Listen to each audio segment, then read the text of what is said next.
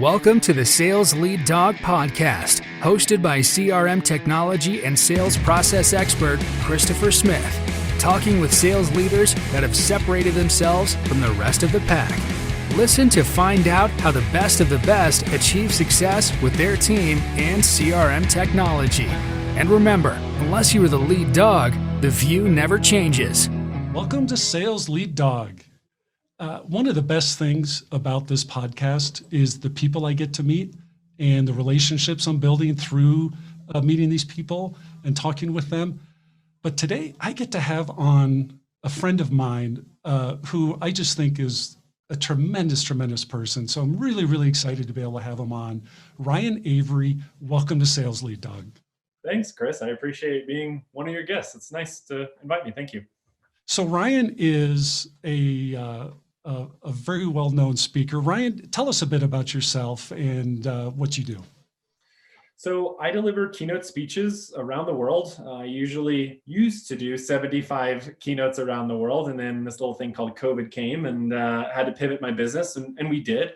And I show leaders and their teams how to go from A to the in their industry. Nobody wants to listen to a podcast. They want to listen to the podcast, right, Chris?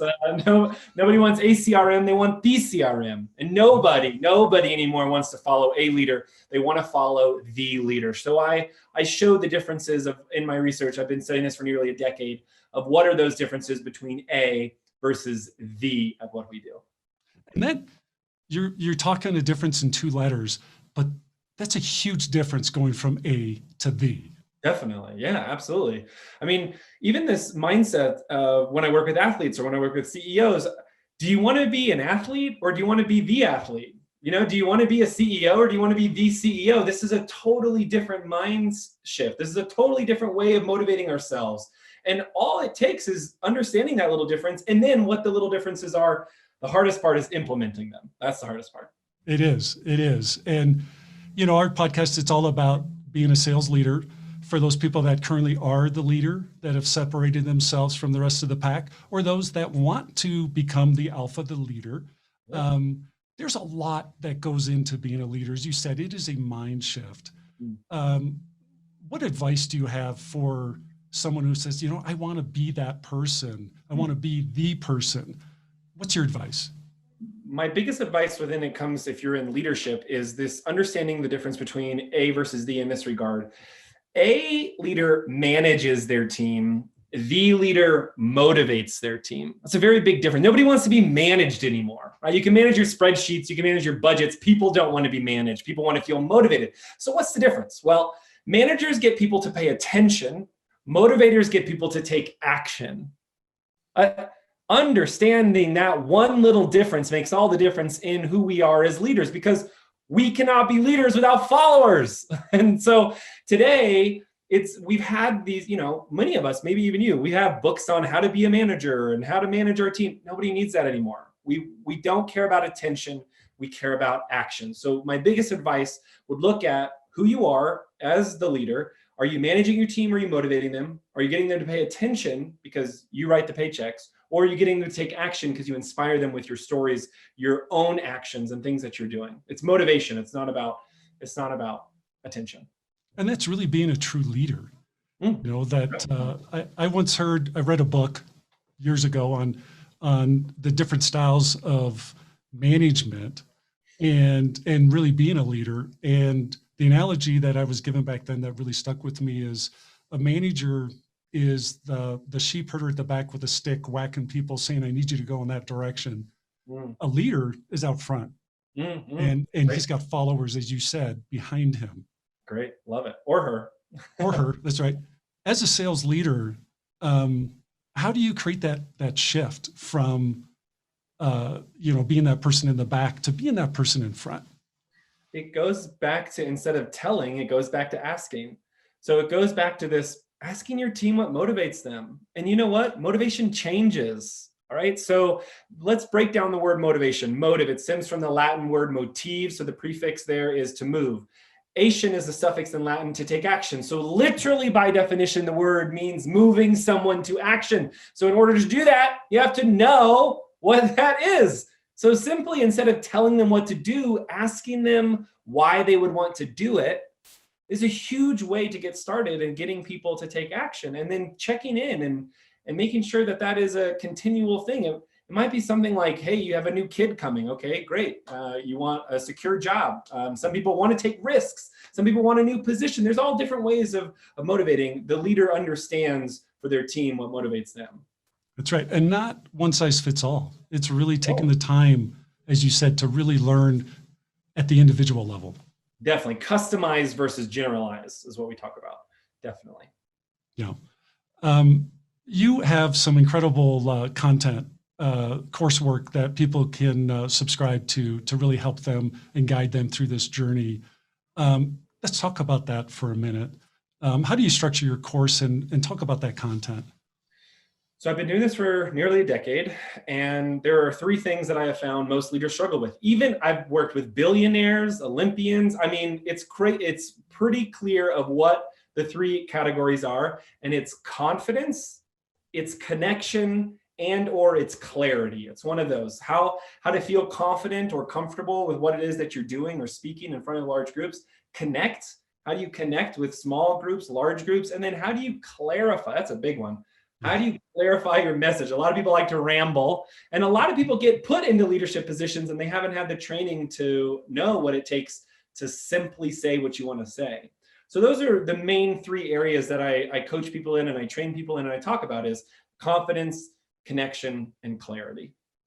Let's break down these. So let's start with confidence. Okay. So I'm a new sales leader, or maybe my position is evolving a lot to where I'm not in my comfort zone anymore. What do I need to do to build that confidence and get back into my comfort zone where I really got that fuel, that fire in my belly? I'll say one thing, because you said comfort zone, and there's a quote that I hate. Maybe you heard it. It's step outside of your comfort zone. Yeah. Okay. I hate, this is such a manager way of saying things, like step outside your comfort zone. That's first off, if you step out, that means you can step back in. Okay. Right. Second off, whenever we do that, I've never accomplished anything when I'm uncomfortable, ever, for me. Okay. So here is the saying. Here's what the motivator says. The motivator says, expand your comfort zone. Be comfortable with more things. I'm comfortable doing things because I've done so many things. So that's why I'm confident, is because I've seen, I've done, I've experienced. So same with a lot of people on there. And when you look at those people who have been confident, most of the time it's because they have experience. And do not confuse 25 years of experience with 25 years worth of experience. Okay, those are two very different things. So that would be the first thing, is expand your comfort zone. Be comfortable with more things. The next component within the confidence world too is understanding what makes you confident and what makes you comfortable. Here's my definition of confidence. Confidence is the byproduct of you being courageous. Okay, when we're courageous, we get more confidence. Like boiling water, we get steam. Okay, when we're courageous, we get confidence. So my question to you to get more confidence is, where do you need to be more courageous this year? Yep. You answer that question, you act on that question, confidence will come with you. Yep. I've always felt too, for me personally, I'm most confident when I am feeling competent, that I really understand my subject matter. Mm-hmm. And so if I'm not feeling confident, that's a real indicator to me that, hey, you haven't done the legwork to learn, to Great. Grow. Yeah. And that's really where confidence comes from, at least for me. Good. Yeah. Great. Yeah. For new sales leaders, there's a lot of, one of the questions I ask my sales leaders when they come on is, what are some of the common mistakes you can make as a sales leader? As it relates to confidence, is there any common mistakes that you've encountered in your career? Well, I'll link it to this next one of connection. Okay, yeah, that's great. Versus the leader, and what it really comes down to is a leader convinces, the leader connects. And so one of the major mistakes I see, especially within confidence, is people try to go in and convince people why they should buy from them, convince why they should use their service or their product, when in fact nobody wants to be convinced anymore. We can read reviews, okay? People buy emotionally to justify intellectually. So if I'm if I know that your product is good, but ultimately it comes down to, do I like you, or do I like it, or does it make it benefit my life? So connection is really the most important aspect. And one of the biggest mistakes I made, first off, was feeling like I had to be this speaker. And what I mean by that is, I saw everyone in a suit and tie, and everyone talked behind a lectern, and that's how I spoke. That's not me. Chris knows me. If you talk to me, first off, this is what I'm going to be wearing. Second off, this is how I'm going to be talking. I use my hands a lot. Like, this is who I am. So don't try to fit into a certain mold of what salespeople look like or speakers look like. Because here's what happened. I did that, and I hated what I was doing because I was working with people I didn't like. And then here's what happened. I started being me. I took off the tie. I started adding real value. And you know what happened? I attracted people who I wanted to work with and who wanted to work with me. And now my business is booming. Now I'm excited. I love what I do. So that would be the biggest one, is focus on connection. Don't try to convince people why they should do business with you or buy your product. And connect with them on who you really are. Because then otherwise you're going to attract some people that you're not going to want to do business with. That was a big mistake I made at the beginning. Oh, yeah. Yeah. I could agree more. I mean, you read all the statistics. There's a million of them out there, but these days there's so much information available to people. By the time they connect with you or you connect with them, they're already so educated. You don't have to convince like you used to before. It's all about, hey, can I trust you? Will you be able to deliver for me? Do I like you? Right? Like, do I like you? Yeah. Oh, it comes down to that too. We want to do business with people that we like. Yeah. Yeah, definitely. Yeah, life's too short. I don't want to work with people that I don't like. No. Yeah. It's really, it's being able to connect. I was talking with someone else about this, that it's like, one of the things that they thought about COVID that's been a benefit is it's really humanized us and made us softer. Do you think that's true? Do you agree with that? For me, what COVID has done and what I have seen is COVID has made people realize things. Whatever that realization is, it definitely made them realize something. Whether it is they wanted to work more or wanted to work less, they wanted to spend time. It made you realize, right? It made everyone do that. It even the playing field for everyone. And that's what it made me do. It made me realize I don't want to be on the road 200 days a year. I love being at home. I love being with my kids and wife and dogs. I love gardening and paragliding. I live in Colorado. I love to paraglide. I live in the best state to paraglide in. So what was I doing, right? And so it made me realize a lot of things that I wanted to do and what I didn't want to do. So I believe it made us realize. Yeah, that's great. So when it comes to connection and in this virtual world that we're in now, like we're both on Zoom, how do you build that connection, that rapport virtually? I mean, people ask me this question often, and to me, there's no different. It's you ask questions, you're genuinely excited to learn from them. You use eye contact. Like there's no.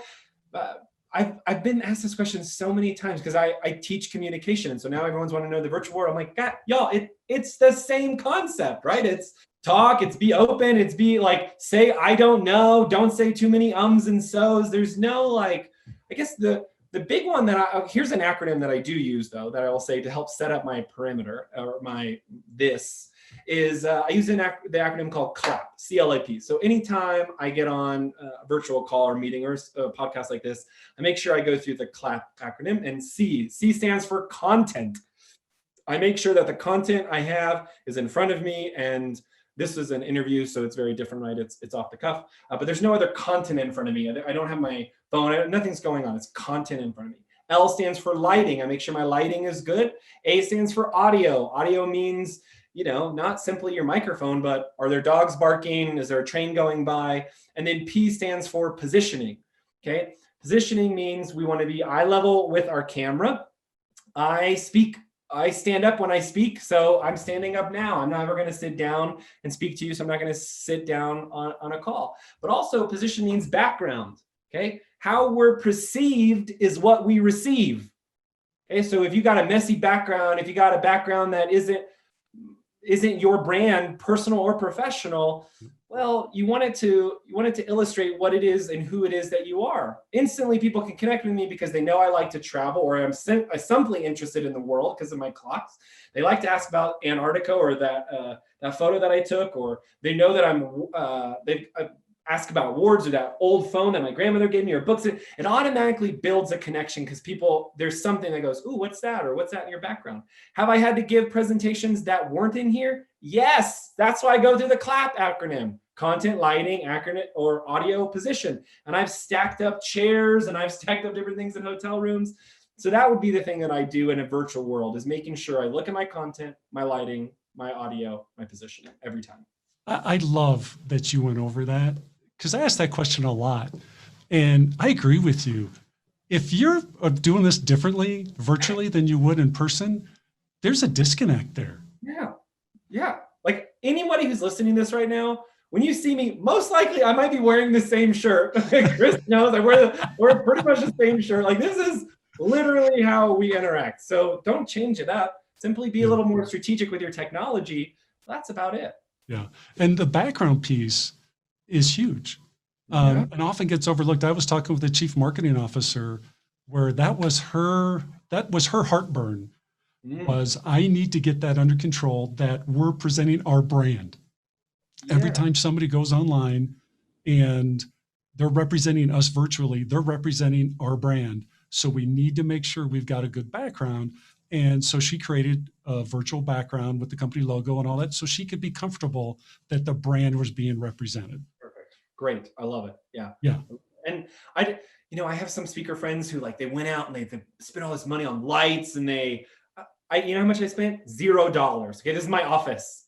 Here, you really want to know, like, a back end thing? I use a ladder. Okay, so it doesn't matter about what's on underneath or back, or like, I wasn't going to spend all this money. Oh, I gotta plug in this. I wasn't going to spend all this money on updating this. All I was going to do is make sure that I was positioned in a way that presented myself personally and professionally in my brand. And part of my brand is a ladder. Like, that's who I am, right? I'm going to go out and grab a ladder. I'm not going to go spend $5,000 to update my office for this virtual world. Right. That's awesome. So the last topic that you cover is clarity. Yes, big one. That could mean a lot of things. When I just hear clarity, it gets my mind thinking about, where's he going to go with that? Okay. Here's what happens. Managers ramble. Managers, when they start talking, people go, here they go again, right? We don't want to be that person. Another word for clarity is simple. And simple always wins, period. So have you made what it is that you're saying or marketing or producing simple enough? Okay, so I use the 660 rule. It's got to be simple enough for the 6-year-old to understand, beneficial enough for the 60-year-old to benefit or use. Okay, that's my filter for everything, 660. There's a lot of ways to make things clear and simple. You've got to ask yourself, is this simple? A lot of people use acronyms, and acronyms are okay, but what happens if people don't know what that acronym is and they start thinking about that acronym, stop listening to you? So really making sure that if you use an acronym, you explain it. Clarity. Think about this. I'm not a religious person, but I like to study religion. And every religious leader, from Jesus to Muhammad to Buddha, in order to get more followers, what they do? They simplified their message. It's the Bible, the Quran, all these things are the simplest things. And so many people follow them because they were so simple. Right? So if you want people to follow you, simplify what it is that you do, make it clear, and then repetition, consistency is what gets people to take action. Yeah. I've never thought about it like that, but I mean, just right off the top of the head, the 10 Commandments, thou shalt not kill. That's pretty simple. Pretty simple, right? Yeah, they don't, and I'm not a intellectual person. I'm a very, I feel people, like, I got emotions, but I'm not the smartest guy in the room. But I know within that, of like these 10 commandments and what it is that they do, they never use big words. They never use like equilibrium or whatever, right? And so some people who are intellectual, they try to use big words to position themselves as the smarter person in the room. Right. We really want to listen to this, like that. No, we want to listen to the person who we can relate to, who we connect with, who we like, who's on our same page, who speaks our same language, right? So it's all of those leaders, they bring it down to the most simplest form. Yep. If I'm a sales leader and I'm suspicious that, maybe I'm not as clear as I think I am, what are the clues I should look for? Are people nodding off? Are people coming in and asking, have you had to repeat yourself multiple times? Are people not getting it? Are people confused? Is a lot of irritation happening? $26,000. This is from the Holmes report. $26,000 per employee, may I add, is lost every year due to miscommunication in the workplace in America. So times that by how many employees you have and think about how much money you're missing out because your team doesn't know how to clarify and communicate correctly. Right. So there's all these different things you can do. You can get a coach, you can get a trainer, you can get one person to come in and do a training on clarity or confidence or connection. There's so many things you can do and then pay attention to. One of them being, have I had to repeat this multiple times? And are people coming back into my office confused? Like, okay, maybe I need to simplify what it is that I'm asking for. Right. One of the things you talk about, I don't think we've covered this, but get ready versus stay ready. Yeah. Mm-hmm. Could we talk about that for a minute? Definitely. So, A leader gets ready, D leader stays ready. And what happens is a lot of confidence, it comes back to comfort, like what we were talking about, right? Like a lot of leaders, they actually don't have a confidence issue, they have a comfort issue. When you look at the definition of comfort, comfort means in a form of physical relaxation or mental relaxation. So like stress is coming or something like that. So that's what creates the feeling that they're not confident in it because they're not comfortable in it. So what we want to do is we want to stay ready. And what I like to do with that is I like to do a few things. I like to have at least 2 questions that I can always ask somebody. Okay, so I have 2 questions ready. So no matter what, I'm ready to ask questions to get the conversation started. I also always have 3 facts with me. And no matter what, I can share those 3 facts because here's why. When I drop a fact into the conversation, it raises my credibility. It lets them know that I know what I'm talking about. We don't need 100. We don't need 10. You need 3 solid facts about what it is that you do that you can drop into a conversation. You need some questions, staying ready in what it is that you do. Another one with that, some people have this weird notion of being scared that they're going to get asked a question that they don't know. Duh. Yeah, you're going to get asked a question you don't know. Of course. What are you talking about? So instead of being scared of that, listen, understand this. Our job as the leader is not to have the answer. It's to find the answer. Okay. So when you have that understanding of staying ready to know that and to say like, I don't know, but I'll find it for you. Or does anyone else in the room, can they answer that question? There's been tons of questions I've been asked on stage in front of thousands of people that I don't know the answer to. And you know what I do? I either find it there or I give them 24 hours and I say, I'll find it for you in 24 hours. Give me your business card and I'll make sure that I follow up with you. Yeah. You have to have it, find it. Yeah. Or say, you know what? Yeah, that's a great question. I don't know the answer to that.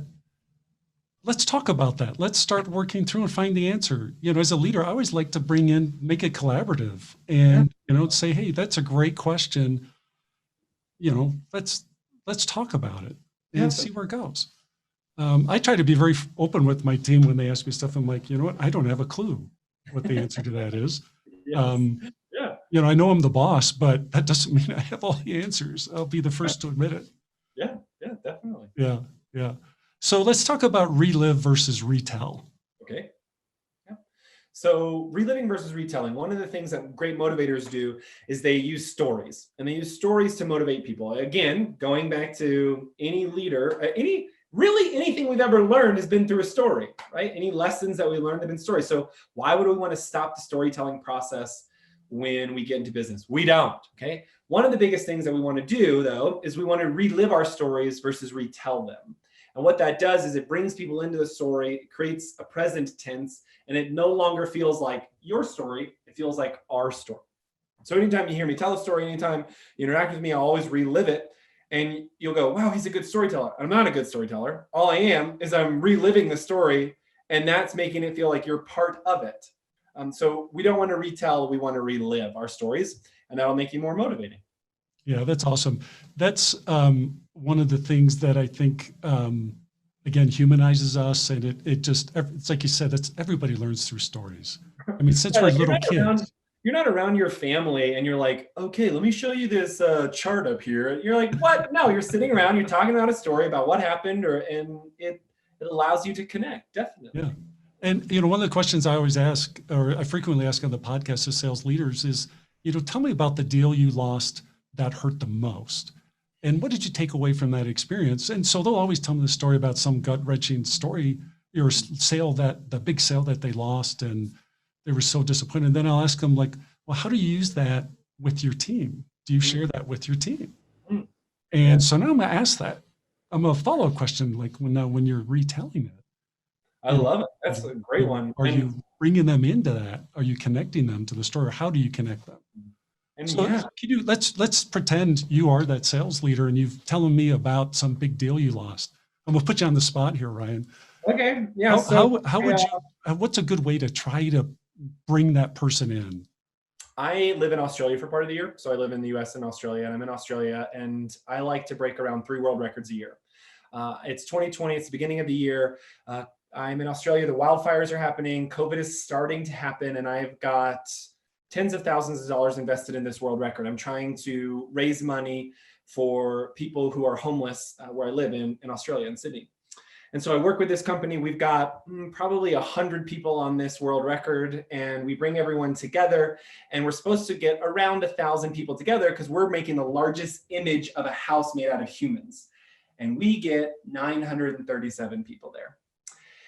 And we don't break the world record. And when you're the leader, having to share with everyone who came out there, who spent tens of thousands of dollars to make this happen, to say we didn't reach it, you see the deflation happen. And then you don't really know where to go from there. And luckily, one of the guys who is the sponsor, of this, Adam, he and a lot of other sponsors come together and they collect over $100,000 for this organization. So here we don't break this world record, yet we have leaders, real leaders in our community, step up to raise $100,000. And so it gave me the opportunity to really reflect on that and to share with people at the time to say, we might not have done one thing, but something even better came from it. Because if we would have broke the world record, would we have raised as much money? I don't know. And so that is one lesson that I learned last year, is because it doesn't go the way that you planned, it could turn out to be even better for you. And even though it was devastating and hard for me and gut wrenching because I had media on me and us, and it was also this really good life lesson that I took away and learned from that world record attempt. But at the same time too, you raised $100,000. Yeah. That's huge. Yeah. Definitely. And that's, so it's really, a lot of that's about reframing things, and it's really reframing too, because, like I have, I got a bunch of world records hanging up, but that one you can't hang up, but I remember that one. Yeah. Because of that, right? Like right. You can't hang up the money that you raised, but you feel the money that you raised and you know that you did that. So you totally sucked me into that story, dude. Thank you. And all I did was because I could feel it. You had that emotional component that you're trying to raise money for the homeless. You're doing something very valuable that's going to change people's lives. And there's failure connected with that. And I mean, I could, as being a leader, like that would totally suck. I'd hate to be in your shoes. But a great thing ended up coming out of it. That's tremendous. Definitely. Yeah. So Ryan, we're coming up towards the end of Sales Lead Dog, our episode here. For people listening, if you've never had the chance to see Ryan in person, check him out on his website. He's got videos. He is a tremendous speaker. You got just a flavor of his energy level today. But I've seen him speak multiple times, and he is terrific. And he's also just a terrific person too, which I think is even more important. So I'm really thrilled to have you on here. If people want to reach out and connect with you, Ryan, what's the best way for them to do that? Yeah, so I don't have social media. So the best way is website, ryanavery.com. And then my email is ryan@ryanavery.com. So those are the best ways to get in touch with me. And any questions I can answer or ways that I can connect with you, love to. Yeah, and I recommend his course content that he has available. If they want to, you're through the website, the best way for that as well? Definitely, yeah. And then if it's larger scale, definitely email me, and then we can set up a time to talk for sure. Yeah, that is terrific. So thanks again for coming on Sales Lead Dog. Thank you, Chris. I appreciate it. Thanks for putting it together. As we end this discussion on Sales Lead Dog, be sure to subscribe to catch all our episodes. On social media, follow us on LinkedIn, Facebook, and Instagram. Watch the videos on YouTube, and you can also find our episodes on our website at impellercrm.com/Sales Lead Dog. Sales Lead Dog is supported by Impeller CRM, delivering objectively better CRM for business, guaranteed.